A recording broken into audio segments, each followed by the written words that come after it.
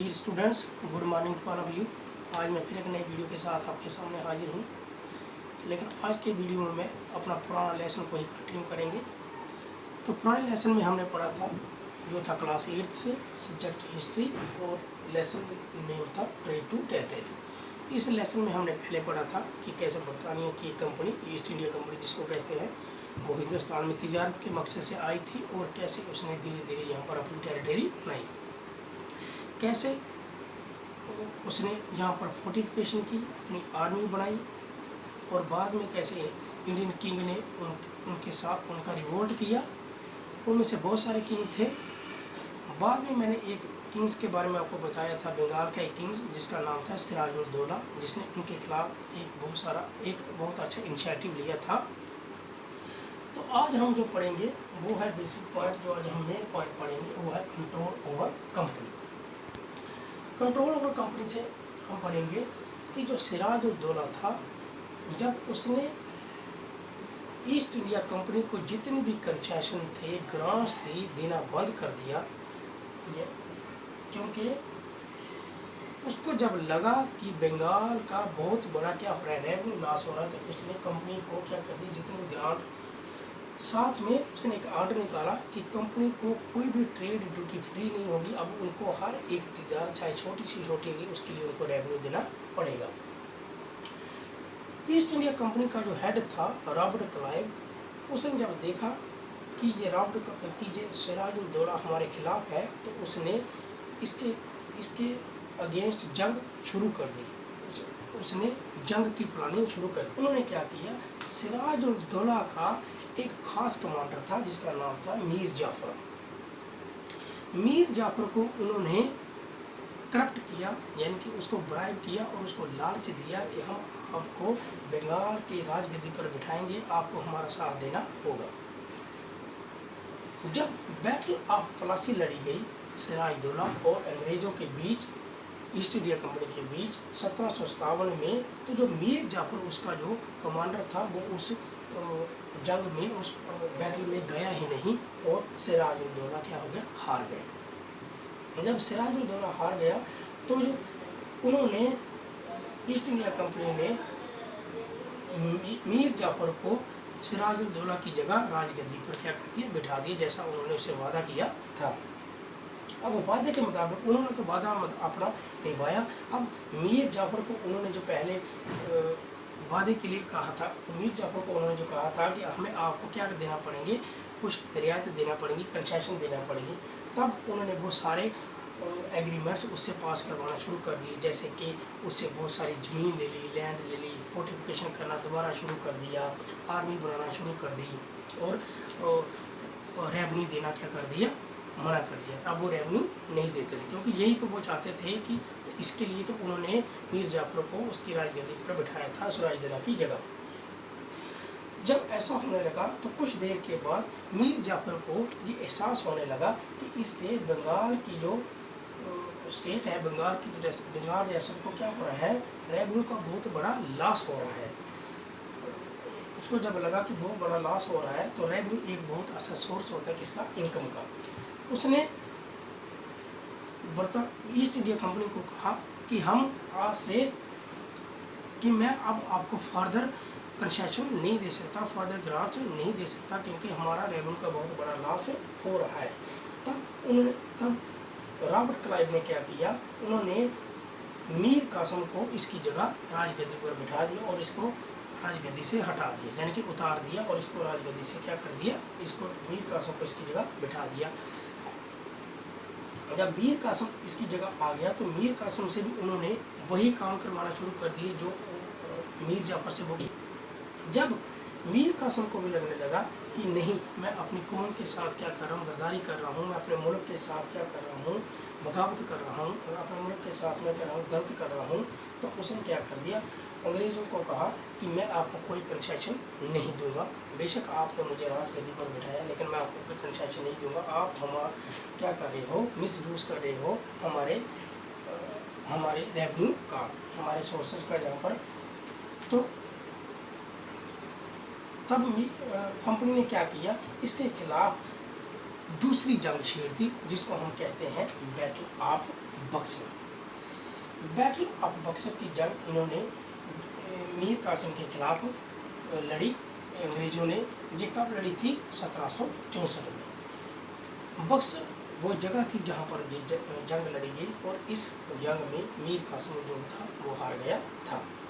तब दोबारा इन्होंने मीर जाफर को इस राजगद्दी पर बिठा दिया, क्योंकि इन्होंने पहले उसको खुद हटाया था। अब इन्होंने दोबारा उसको क्या कर दिया? इस राजगद्दी पर दोबारा बिठा दिया और उससे डिमांड की कि आपको हमें हर महीने 5 लाख रुपए देना होगा कंपनी के खर्चे के लिए। अब वो कंपनी के खर्चे क्या थे? कंपनी के खर्चे ये थे कि फिर उनको फैक्ट्री लगानी थी, उनको ऑफिशियल की पेमेंट देनी थी और जो सब माल पर खर्चा होता वो करना था। लेकिन 1772 में क्या 1774 में क्या हुआ? जो मीर जाफर था उसकी डेथ हो गई।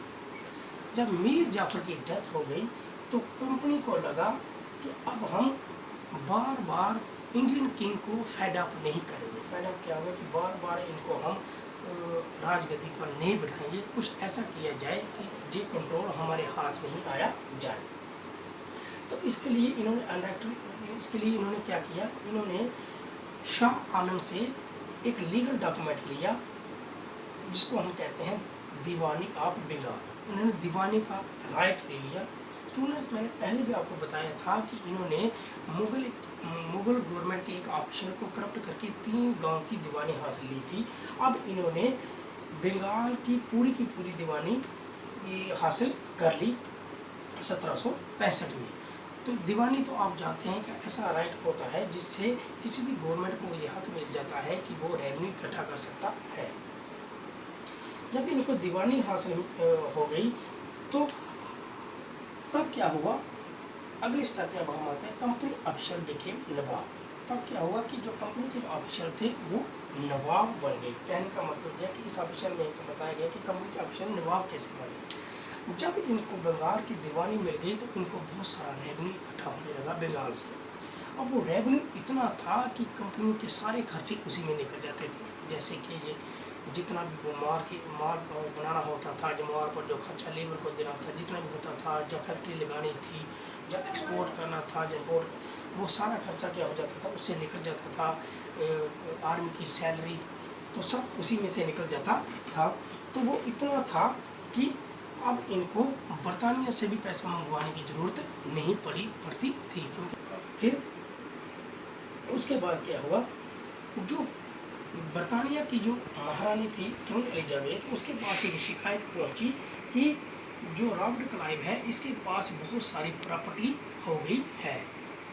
उन्होंने इसकी क्या की? इंक्वायरी बिठाई कि इसके पास इतना पैसा, इतनी प्रॉपर्टी कहाँ से आ गई है। जब उनको शक हुआ कि इन्होंने ये सारा हिंदुस्तान से कमाया है, इस तरह कमाया है, तो उन्होंने क्या उनको ईस्ट इंडिया कंपनी पर क्या होने लगा?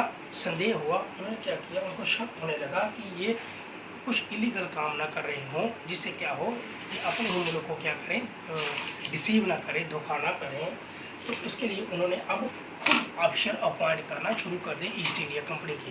यानी कि बरतानिया ने खुद ऑफिसर अपॉइंट करना शुरू कर दिए हिंदुस्तान में ईस्ट इंडिया कंपनी के। इसके लिए उन्होंने कौन से ऑफिसर अपॉइंट करना शुरू कर दिए? उनको हम कहते हैं गवर्नर जनरल। तो अब जब गवर्नर जनरल अपॉइंट हो गए तो ईस्ट इंडिया कंपनी का अब जो मकसद हो गया बंगाल तो उन्होंने हासिल कर लिया। अब उनका ये मकसद था कि आगे कैसे बढ़ा जाए, पैरामाउंटेंसी यानी कि आगे एक्सपेंड कैसे किया जाए ईस्ट इंडिया कंपनी को। तब उसके लिए उन्होंने क्या अपॉइंट की? रेजिडेंट्स अपॉइंट की कि अब कंपनी को आगे कैसे बढ़ाया जाए, बाकी मुल्कों में, बाकी हिंदुस्तान की बाकी रियासतों पर कैसे कब्जा किया जाए, बाकी रियासतों में कैसे तिजारत की जाए और उन पर अपना कब्जा जमाया जा सके। उसके लिए उन्होंने क्या किया? रेजिडेंट्स अपॉइंट किए। हालांकि उन्होंने युद्ध नहीं किए, युद्ध के मकसद से नहीं किया। हालांकि उन्होंने क्या किया?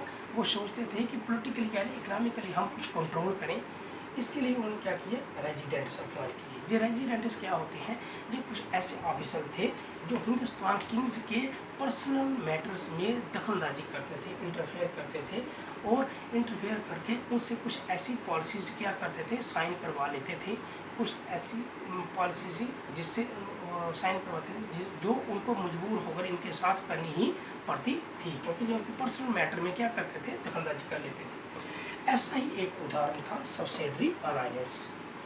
सब्सिडरी अलायंस वो अलायंस थी जिसका ये मतलब था कि जब ये किसी हिंदुस्तानी किंग के साथ ये अलायंस करते थे तो इसमें ये एक ऐसा मेथड था कि कोई भी इंडियन किंग अपनी आर्मी नहीं बनाएगा, उसको जो आर्मी है वो ईस्ट इंडिया कंपनी देगी।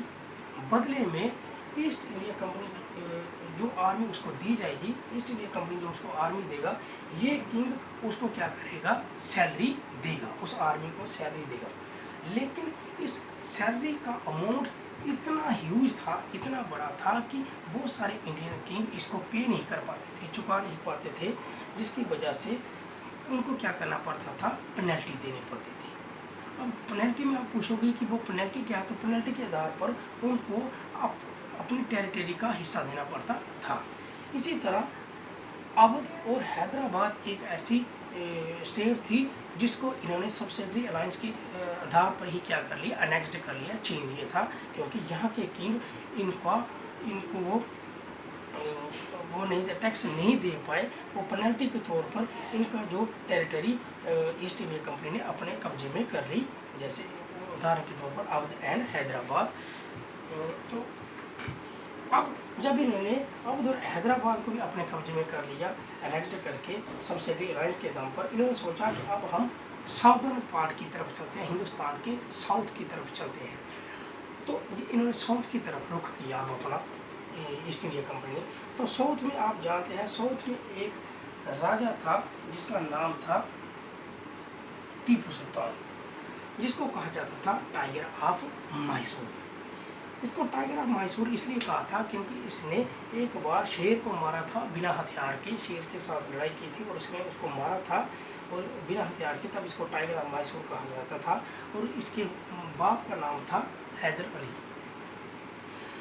टीपू सुल्तान जो था वो इनसे अंग्रेज़ों की पॉलिसीज, ईस्ट इंडिया कंपनी की हर एक पॉलिसी, हर एक टेक्निक से क्या था, वाकिफ था। उसको पता था कि ये डिवाइड करते हैं और बाद में क्या करते हैं, रूल अपना करते हैं। इसलिए उन्होंने क्या किया, उसकी सरहद के अंदर जितने भी एरिया आते थे टीपू सुल्तान की सरहद, उसने जैसे मालाबार कोस्ट उसकी सरहद के अंदर था, उसने क्या किया, मालाबार कोस्ट पर जो कंट्रोल था, उसने मालाबार कोस्ट पर अपना कंट्रोल कर दिया कि इस पर कोई भी विदेशी मुल्क आ ना पाए। दूसरा उसने क्या कर दिया कि वहाँ पर जो सैंडलवुड एक्सपोर्ट होता था मैसूर से, सैंडलवुड, पेपर और कार्डामम। सैंडलवुड हो गया चंदन, पेपर हो गया काली मिर्च और कार्डामम हो गया इलायची। ये मैसूर से क्या होता था, यूरोप की कंट्री में एक्सपोर्ट होता था। टीपू सुल्तान ने इन पर क्या कर दी, रोक लगा दी। तीसरा स्टेप उसने क्या लिया, स्टॉप्ड लोकल मर्चेंट। उसने लोकल मर्चेंट को मना कर दिया कि वो ईस्ट इंडिया कंपनी के साथ कोई भी डील नहीं करेंगे। चौथा स्टेप उसने लिया, उसने अपनी आर्मी में फ्रेंच को रिक्रूट किया, क्योंकि वो जानता था कि जो इंग्लिश पीपल है इनको नई टेक्निक है, मॉडर्न टेक्निक है आर्मी की, इसलिए उसने ईस्ट इंडिया कंपनी के बजाय फ्रेंच को आर्मी में रिक्रूट किया। ये 4 स्टेप उसने इसलिए लिए क्योंकि वो ईस्ट इंडिया कंपनी के इरादों से अच्छी तरह वाकिफ था कि ये किस तरह की पॉलिसी अपना रहे हैं और आगे आगे अपने राज्य को एक्सपेंड कर रहे हैं। लेकिन जो ईस्ट इंडिया कंपनी थी ये तो जानती थी कि ये अगर हम आगे नहीं बढ़ेंगे, अगर हिंदुस्तान के बाकी राज्यों में तिजारत नहीं करेंगे तो हम ज़्यादा से ज़्यादा प्रॉफिट कैसे कमाएंगे। ये आगे जाना चाहते थे। जब इनको पता चला कि टीपू सुल्तान इनको क्या कर रहे हैं, रोक रहा है, टीपू सुल्तान ने कुछ ऐसे स्टेप लिए हैं, तो ये टीपू सुल्तान के क्या हो गए, खिलाफ हो गए। तो लॉर्ड वेल्लेस्ली जो था उस वक्त तक गवर्नर जनरल था ईस्ट इंडिया कंपनी का, जिसने सब्सिडरी अलायंस भी निकाली थी। लॉर्ड वेल्लेस्ली था जो था 1798 से लेकर 1805 तक लॉर्ड वेल्लेस्ली ने हुकूमत की थी, जो हिंदुस्तान में गवर्नर जनरल अपॉइंट किया गया था। अब इसने क्या किया टीपू सुल्तान के खिलाफ या उसके फादर के खिलाफ 4 लड़ाइयाँ लड़ी, 4 जंग लड़ी। ये इसने जंग क्यों लड़ी? क्योंकि टीपू सुल्तान इनको यहाँ अपने राज्य में आने से क्या कर रहा था, रोक रहा था, या तिजारत करने नहीं दे रहा था।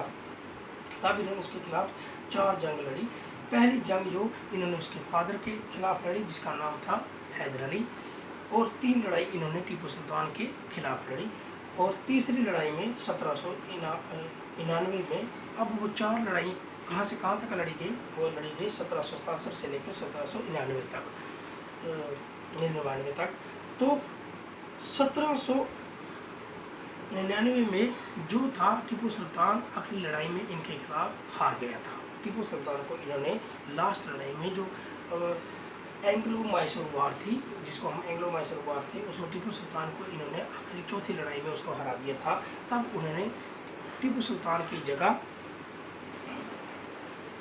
वाडियार्स को क्या किया था, उसकी जगह राजगद्दी पर बैठा दिया था।